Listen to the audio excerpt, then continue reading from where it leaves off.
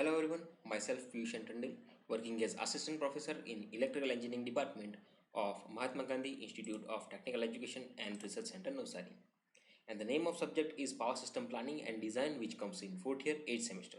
And today we are going to discuss the chapter number 2, that is Design of Distribution System. And this is the module number 2.2. And in this video we are going to see the design consideration in distribution system and type of distribution systems.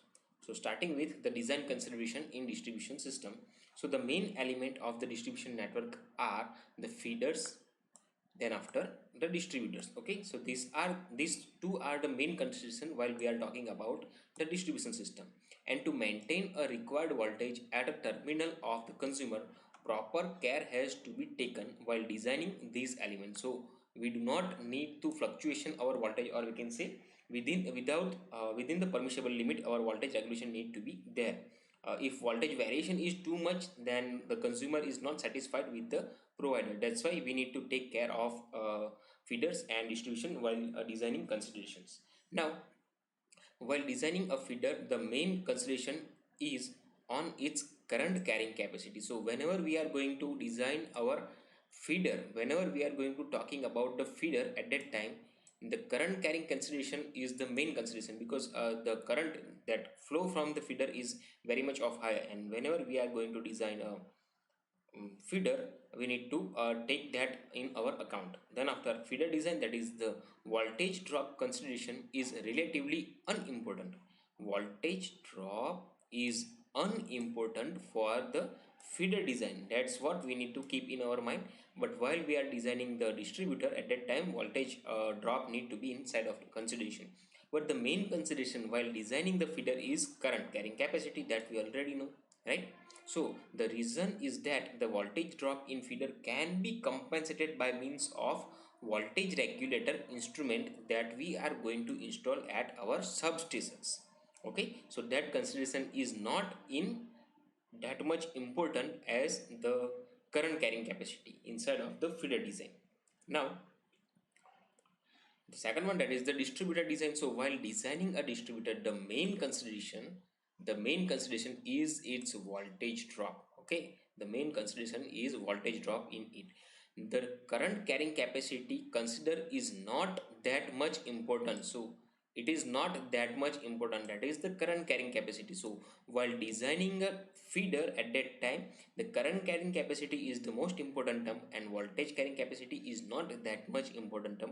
On the other hand, while designing the distributor, at that time the voltage drop is the main consideration while the current carrying capacity is not that much important. And the reason is that the distributor supply power to the consumer. The distributor supply power to the consumer, and there is a important steps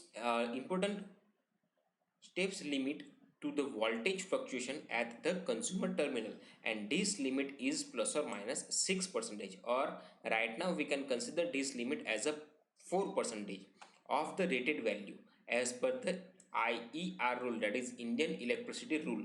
And hence the size and the length of the distributor is designed in such a way that the voltage at the consumer terminal will be within the permissible limits. That is the main consideration while we are designing our distributor. Now next topic that we are going to discuss, that is the type of DC distribution system. Type of DC distributor system. So the DC distributor are generally classified as per the way they are being fed by the feeders, and according to they are classified as first one, that is the distributor faded at one end, second one, that is the distributor faded at both the end, third one, that is the distributor faded at the center, and fourth one, that is the ring wing or ring distributor. So let's see one by one every type, or we can say classification of the DC distribution. So first one, that is the distributor feed at the one end. So in this type, the distributor is connected to a supply at one end, and load are tapped at the different points, something like C, D, and E, along with the length of the distributors. And the single line diagram of the distributor, that is we can see that from point A to B is going to show that this is the single line diagram for the distributor, and various current that are the current I1, I2 and I3 are tapped at the different point in the distributor AB that are C, D and E respectively, and the flow of current that may be different. So the value of I1, I2 and I3 may be vary according to its nature of load, and there are several points we need to consider inside of our mind. That is the first one. So the current in the various section of the distributor from point B, that is goes on increasing as we are approaching the supply point or point A, and thus the current in CD section is more than the current in DE section, and current in AE section is more than the current in CD section, right? Because we can see from here in the section of DE only I3 current is flowing from this section, and in section CD the I3 plus this I2 current is flowing from here, and in section AC the current that is this current, that is I2 plus I3 current plus this I1 current is flowing from section A to C, and the voltage across the load away from the fading point goes on decreasing the minimum voltage across at the farthest point. So voltage at A is a fair voltage, and as soon as we are going from the point A to C, D and E at a point E, the voltage is minimum inside of this system. And whenever the load on the distributor is switched on or off, here are heavy voltage fluctuation that may be located at point E. Now, in case of fault occur in any section of the distributor, the whole distributor will have to be disconnected from the supply means, okay, to repair or to maintain, and therefore continuity of power supply is interrupted at different end of the supplies. Okay, so this is the first one, that is distributor that is fade at one end. Okay, now let's see the second one, that is distributor fade at the both the end, or okay, distributor faded at the both the end. So in this type of the distributor is connected to supply by the both the end, that is over here VA and over here VB, right? And the load are tapped in between the different points along with the different locations, and the supply voltage at the two fading point may or may not be equal, that is VA and VB may be equal or may not be equal, and the single line diagram of the two wire DC fade system, that is from point A to point B, that is illustrating, and over here the tapping are provided, that is point C the current is flowing I1, at point D current is flowing I2, and at point CE current is flowing I3 respectively. Okay, and in this case the voltage goes on decreasing as we move away from the feeding point. So the voltage is decreasing order when we move from the supply side. So over here this is also supply side and this is also supply side, so we can call as at a point D the sub voltage is going to be minimum, because at a point C it is nearby to A, and point E that is nearby B. So depending on the nature of the supply, the far end, that is this D point, have the minimum voltage level, and it have some advantages, like if the supply of any feeding end fail, that is the either VA or VB fail, the other one can continue to supply the whole systems.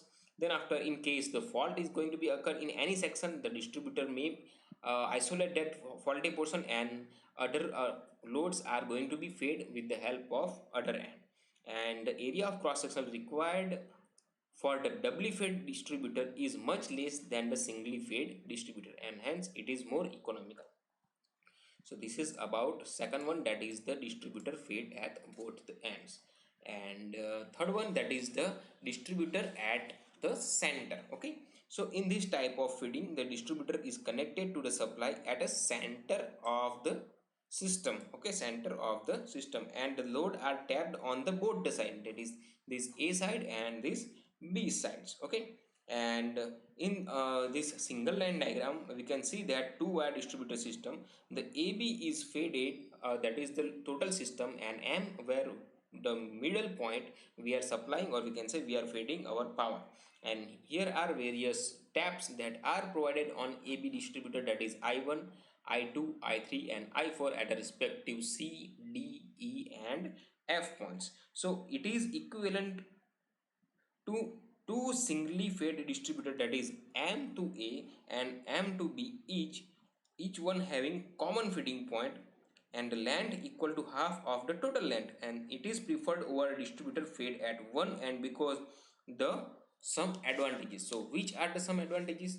That are the various section of the distributor carry lesser current, so the current in this I1 plus I2, and when if we are supplying from the one end, it is going to be I1 plus I2 plus I3 plus I4. So the current carrying capacity of the section is going to be increasing for the single end, but for the center end fading, the current carrying capacity is going to be decreasing, and which may decrease the voltage drop of the system, and the voltage reaching at a further point, that is point C and D, is more as compared to the single endly faded system, and there is less voltage fluctuation at a further ends, and the conductor size required for the distributor is less because the current carrying capacity is going to be decreased.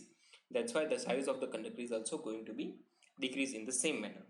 Now the last one, that is the ring distributor or ring mains. So in this type, the distributor is in the form of ring, or we can say a closed circuit, as we can see over here, and the supply at a one or more end point are provided. So over here we are supplying from the one end only. Now it is just a doubly fed distributor, fed at a equal voltage at both the end, being brought together to form a closed ring. So suppose this is the one point and this is the one branch of the system where we are feeding our supply, and this is the other branch of the system from where we are feeding the supply. So this can be considered inside of the two and fade distributor, right? So in this figure we can see the single line diagram of the DC 2 wire ring distributor that is feeding at a point A, and the various load that are tapping, that is current I1, I2 and I3 with respect to point of D, C and D, and it has all the advantages which have been mentioned, we already discussed inside of the doubly fed distributor. Okay, and that's it for this video, and if you find any kind of query, then please ask me in comment section. Thank you.